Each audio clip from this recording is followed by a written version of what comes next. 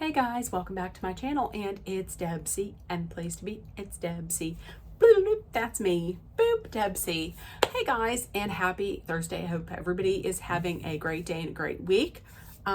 Since I talked to you last night, it's turned around a little bit. Thankfully, we don't have too much time left before the weekend. I do have to work Saturday, but nonetheless, almost to the weekend. So I hope everybody's having a great day. Now, listen, yesterday I said I was going to talk about a docu-series that I had watched a couple weekends ago. It is Quiet on Set. You can find it on Max, on the app. I watched it on cable on Investigation Discovery. I watched it on Investigation Discovery on demand, but you can find it on Max. From what I understand, I had heard that there is going to be another episode coming out. I thought I had heard April 7th, but listen, I want to say right now, there's going to be, I have my opinions on this. Others may have their opinions on it. This is my opinion. But I want to tell you ahead of time that there may be some triggering language used, because Quiet on Set is a docu-series. I believe it was a four-part docu-series that looks at the behind the scenes going-ons on set of certain Nickelodeon shows, like what was it, like iCarly, was it all that? iCarly, Cat and Sam, the Amanda Show, all the shows that back in the day catapulted people like Miranda Cosgrove, Amanda Bynes, Jeanette McCurdy, Drake Bell, and Josh Peck to like superstardom. So it takes a look at the workings, the very sinister workings and goings on behind the scenes. So there's going to be some there's going to be a trigger warning for me, because they do talk about SA. They talk about SA, and I'm just going to say grape. I'm not going to say the word. I'm just going to say grape. And pedos. So heads up, if you would be triggered by that, I would completely understand if you didn't watch this video. I just wanted to get some thoughts out there about it. I'm not going to go through and break down what every episode was, but the main crux of it was, the main focus was Dan Schneider. Dan Schneider was a guy who originally started off acting. He was always like the chubby guy on a show. He was on Head of the Class. And then he moved into writing kids shows that were shows that were geared towards kids with supposed kid-friendly humor, which when they show some of the scenes, now you look at it and you're like, wow, what? That was for children? No. So he was Nickelodeon's golden child for so long because he produced hits and he brought them money. So it takes a look at him, and also takes a look at some very dark times and some very illegal and disgusting activity that had taken place from people who worked for Nickelodeon. So Dan Schneider as a whole, Dan Schneider did not, they didn't bring up anything, any claims that there was any actual essay on his part.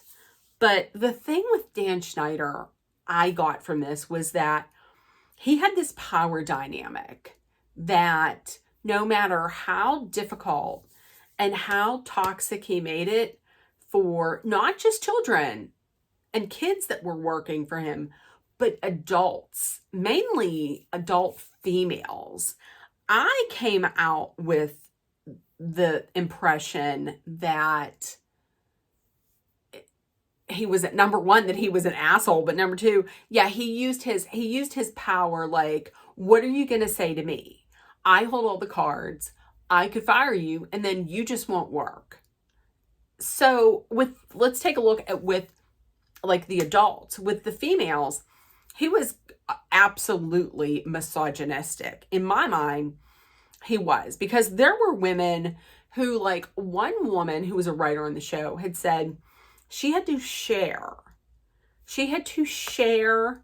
a salary with another female writer, while the male writers got a full salary. They didn't have to share shit. He would never seem to call the women by their given name, like their government name, their name that they were born with.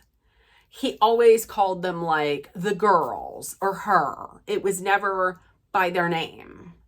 And then there was stuff that was just even creepier. Like another time he had a female writer act out like she was being sodomized while he laughed at it. No.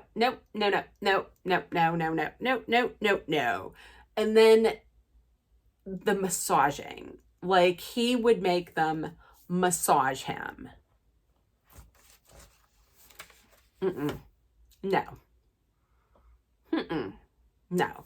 But they did it because this was a job. They needed a job, until the one woman was like, I'm not going to take this. She said, I'm not going to take this, after he promised her a job and then didn't give it to her, but gave it to another writer who was a male. Meanwhile, he comes out and says, I don't have any problem with women, and I don't base promotions on gender, which seems like bullshit. So there was that. He created this toxic work environment for everybody, for adults and for kids. But the thing, when you get to the kids' jokes, when they show these jokes now, how did they get past those, the people that were supposed to be censoring this, that were supposed to be watching out for these kids? I mean, there were all kind of like, I'm going to say, I don't know how to say it, but there were a lot of feet, like a lot of foot jokes, which, listen, I'm not going to shame anybody who has a fetish for feet. I'm not going to do that. But these were like children.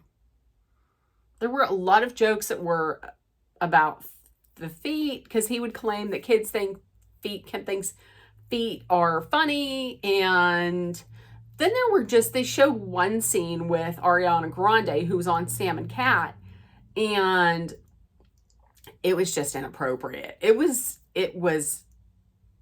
like, he was not arrested for being a pedo. However, these jokes that he had these girls do, would it surprise me if he was thinking about it? No, it wouldn't surprise me. It wouldn't surprise me in the least. And they talked to some of these kids. And the other thing that I saw was like the one boy that had worked on his first show. I don't know if it was called All That. It was the first show he did. It was a sketch show. It had like Kenan Thompson on it. And this boy, there were a few different sketches where he just didn't feel right. And even one sketch where he had to be dressed up as like the world's youngest rapper, and I think the name was Little Fetus or something like that. So they had him wearing like a flesh colored bodysuit. He felt uncomfortable to begin with, because he's coming to be a teenager and he's at odds with his body. He doesn't know how to feel. He feels uncomfortable. And then somebody makes some crack about what color the unitard the thing, the bodysuit should be. It was racist. And he was like, I don't feel, he was thinking to himself, should I say something to my mom? But then if I say something to my mom, she's going to then say something and act up, and then I'm going to get in trouble. And that's the terrible thing, because they held this over this kid and all these kids. I mean, they had to do what he said do. Otherwise, they're not going to get hired. They're not going to get hired again. And with this kid, he was trying to move his family out of the neighborhood that they were in and into a better neighborhood. But the mother, that's the thing. There was one mother, there were two adults in this whole docuseries that I was like, good. You are exactly what I would want somebody to do. And that was this kid's mother. I think his name was Brian. And his mom was like, stuff doesn't seem right. It just doesn't seem right. So she spoke up. And then in the off season, she found out from his agent that they're not going to invite him back. Well, then the kid was like, this was feeling like a family to me. I didn't get to say goodbye to my friends and these people who felt like family. And it kind of drove a pretty big wedge and changed the relationship between him and his mom. But I mean, she at least said something that, I'm going to tell you that if you watched it, there was a girl named Brandy, and she didn't have starring parts, but she had little like bit pieces. So she had talked to, and let me say this before I get into this, there was not one, there was not two, there was three. There was three pedos working at Nickelodeon. So the first one, this Brandy, she was on a show. They introduced her mom. Her mom had said straight out, I always wanted to be an actress.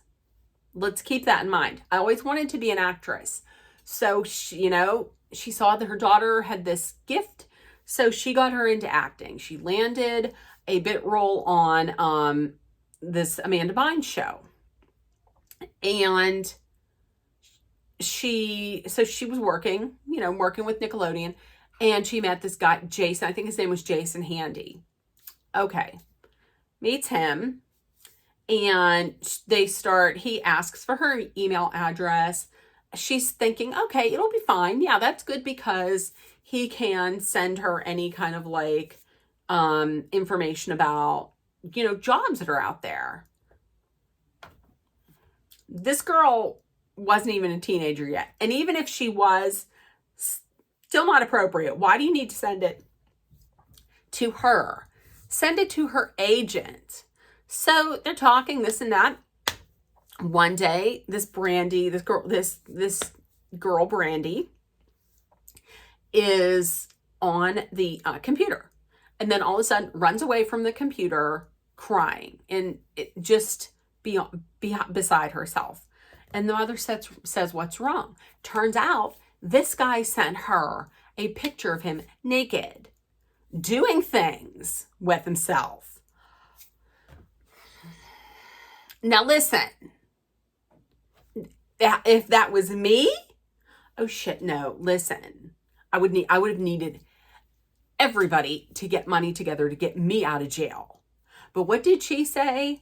I would have immediately called the cops. Immediately. And then I would have paid him a visit. But I would have called that cops. Did she call the cops? She thought about it, and she did not, because she didn't want the cops to think that she was a bad parent. Listen, if that shoe fits, lace the bitch up and take it for a walk around the block, because you are. She doesn't say anything. So then they come to find, so then they raid this guy's house. They find all kind of shit. They find baggies, and he has little mementos from every victim, from every girl, every young girl or little girl that he had a thing for. They found a baggie with Brandy's name, and it was letters. It was letters that they had written back and forth. Another one where the girl, I believe, was 9 years old. And there was a baggie with her underwear in it. And then they found, I think it was either him or the other one. I think it was him. They found, was it him or was it the other one? It might have been, no, I think it was this one. Found his diary, his journal, where he came right out and said, I'm a full-blown pedo, and talks about raping a kid and all this and that. And you don't say nothing. Listen. You could have said something so you could get justice for your daughter and for these other ones, and to also stop him from moving forward and doing this to other children. I do not understand. In my mind, completely, she's doing this. She did not do that. She didn't report it because she probably wanted to make sure that her daughter kept working. That is disgusting. Disgusting. So this guy, this Jason Handy, he gets, what does he get? He gets 6 years. He's arrested. He gets 6 years. So then you're thinking, well, this couldn't happen again. This could not happen again. But listen, because it does happen again. They move on to, who is it? Not Jason Peck. They move on to Brian Peck. Brian Peck was a acting coach, okay? He worked on some of these Nickelodeon shows. He had a character called Pickle Guy, or Pickle Boy, Pickle Guy, which now that you look at it, excuse me, the one scene they showed was with Ray Romano, I think. And Ray Romano's locked in his dressing room. And he's so hungry. There happens to be a hole that's like a hole like that big. And this guy's walking around with pickles, shoving this pickle in a hole. Now listen, I know what when I saw it, what did I think? Did I think glory hole? I thought glory hole, okay? This is a kid's show. This is a kid's show. Having these kids, having this guy suck on this, taking this pickle from a hole. No, And you know what? And the thing is, when people working like behind the scenes would say to Dan Schneider, this looks like when they would shoot goo up on somebody's face. I'm sorry. It's a shot. Put the word before it. It starts with 3 letters. See you Monday. That's what it looked like to me. And they were like, is this supposed to be? No. It's just funny. It's funny. Or Amanda Bynes' character on the one show, one of her characters was Penelope Taint. Okay, a kid ain't gonna know what that is, but they asked him and it was like, that's not what I think it is, right? That's not right? And he's like, no, it's not. No, of course not. It absolutely was, because he thought it was hilarious, because he's some kind of nasty. Nope. No. Okay, so let's get back to this. So this Brian Peck. So this nasty over here, Jason Handy, he gets 6 years, okay? 4 months later, down the road, they come up with yet another sicko in the pee parade. Okay? And that was Brian Peck. So he's working, and then all of a sudden, someone, calls all the kids into the break room and is like, hey, has anybody ever had anything weird happening with Brian Peck? No. But listen, something had happened. And then they were like, who is it? It was Drake Bell. So Drake Bell comes out and talks about what happened. This guy had been sexually assaulting him in the worst way for God knows how long. His father was like, something doesn't seem right here. And so, like any PETA will do, they will try to like separate, or any groomer will try and separate the kids from the parents. So he would tell his mother and him, things about the father, like he's not good for your career and the blah blah blah, this and that. So Drake Bell was like, okay, well, fine, I'll fire him as my manager.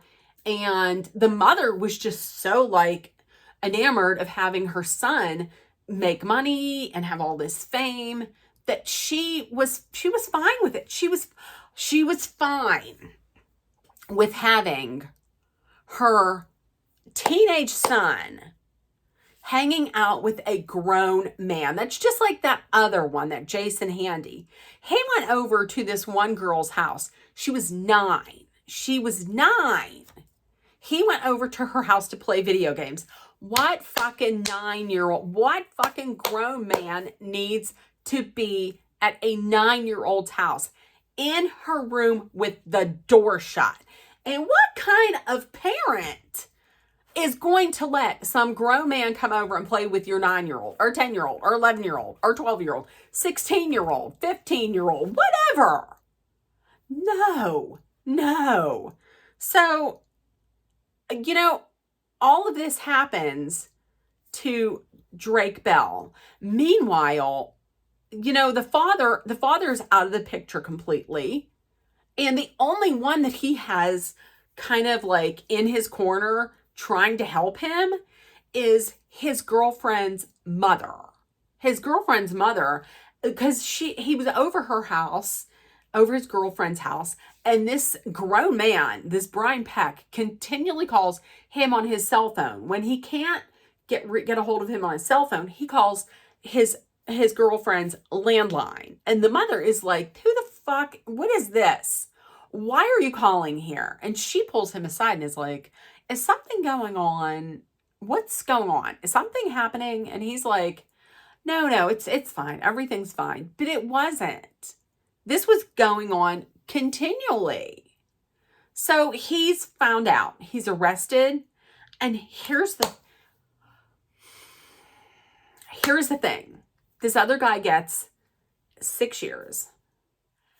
This guy, Brian Peck, he gets 18 months. He gets 18 months for what he did. Goes to court.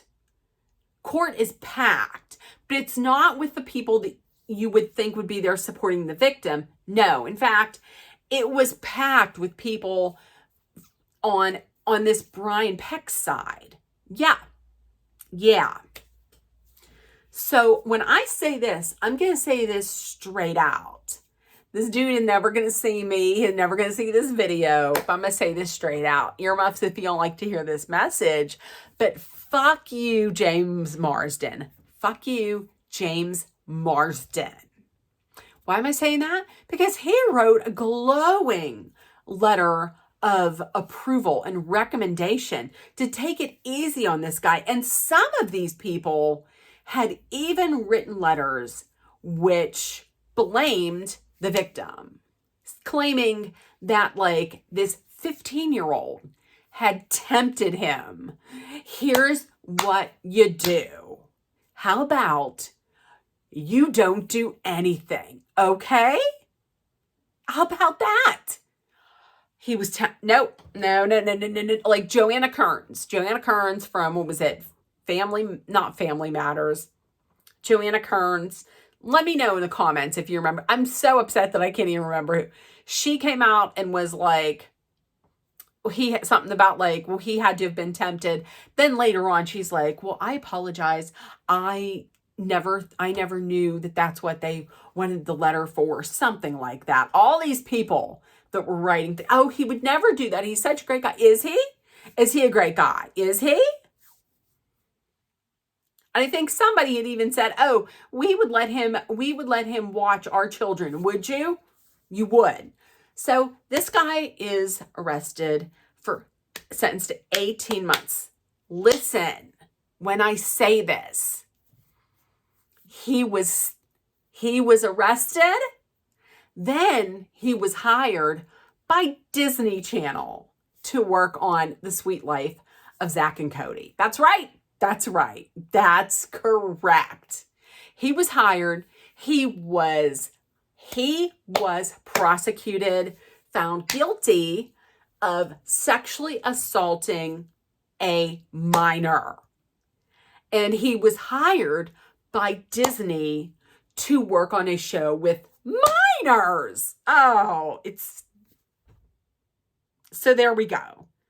And then the third one was a guy who I cannot remember his name, but he was found to have essayed a child on the lot of Nickelodeon. So here's the thing. Okay, and I just finished reading Jennette McCurdy's autobiography, and she did not go into great detail about Dan Schneider. She calls him the creator. Yeah, he was very toxic. Dan Schneider, I don't know if he is still working. I did not know this before. He's married to that girl, that lady that's the hungry girl, which I will never ever take any of her advice on eating ever again. But and Amanda Bynes, she did not, people were like, well, why didn't Amanda Bynes talk out about this? Listen, I get, if she didn't want to, I get why she wouldn't want to. That would have to be super triggering. I mean, because he is another one who he did the grooming thing of when she wanted to become emancipated from her parents. He was all for it. He was like, yeah, let's do that. Of course you would want to do that. I mean, they want to get control over the child, and that's what that would have done. Amanda Bynes, she is back. You know, I've seen her on TikTok. I believe she has her license to do nails. I wish her all the best, because listen, I'm going to tell you what. If I had a child, I would not let my child get into acting, into Hollywood, into any of that. I just wouldn't, because I don't understand how there's just not safeguards to stop somebody like Jason Handy or Brian Peck from getting a job at a kids network, at a network where it's nothing but children. I don't, and the fact that they knew all of this was going on, but they kept hiring. I mean, they kept giving Dan Schneider jobs, and they kept giving Brian Peck jobs. I don't know if he is still working, if Brian Peck is still working. It would not surprise me if he wasn't, because to be honest with you, listen, I know I say I love movies and I love the Oscars and all of that, but honestly, Hollywood is kind of a cesspool. I mean, I would never let a child ever get into any entertainment industry, whether it be like movies, TV, music, none of it at all. Because I fell down the rabbit hole yesterday, and I was watching, because of all this P. Diddy stuff, and I was watching just videos of Justin Bieber. And I'm going to tell you what, I told you, he spent a lot of time with Sean Combs at his flavor camp, as did Usher. I'm going to tell you that, I feel bad. I feel terrible for him. Like, I feel like he has gone through some terrible some terrible shit. I just do. And that's the thing. People have been telling, for the longest time, people have been saying things about the powerful people in the music industry and the TV industry and the movie industry, the entertainment industry. I mean, everybody thought like Corey Feldman was crazy. No, Corey Feldman was 100% correct. I mean, nobody cares. It's like they don't really care about the safety of the children. The only thing they care about is profit, making money, because what had gone on behind the scenes at Nickelodeon was just disgusting. And the kids, like I said, I mean, the kids couldn't say anything because they were probably told, if you say something, you'll never work again. And if they never work again, then they are probably going to let their parents down, like in Jeanette McCurdy's book. I mean, she didn't want to even do it. It wasn't what she wanted. Her mother wanted to be an actress, and she was not allowed to be. So she was making her daughter live out her dreams. I mean, if you haven't read the book, read it. It is a very good read. It's heartbreaking to know that kind of abuse can come at the hands of someone who is supposed to be like your biggest protector, your mother. Oh, it was heartbreaking. It was a good read. It was heartbreaking. And just to see,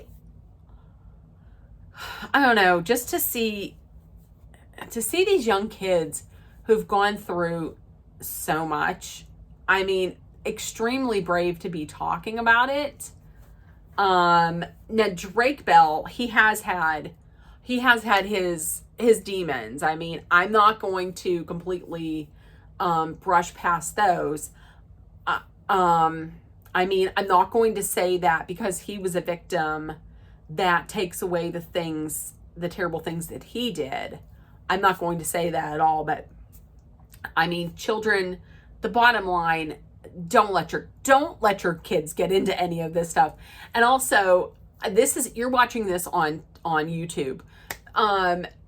Please don't put your kids out on YouTube. Like these mommy vloggers who are out there putting their kids every waking hour on the internet and showing them in awkward situations, you know, when they're growing up. Don't do that. I mean, because while it seems like there's absolutely no safeguards for kids in movies and the entertainment industry, there is even less online. Don't do it. That's all. So in the comments, listen, this is a long video, but I had a lot to get off my mind. I'll probably, if they do put out another part of the series, I will talk about it. But I had to say something. It's a long video.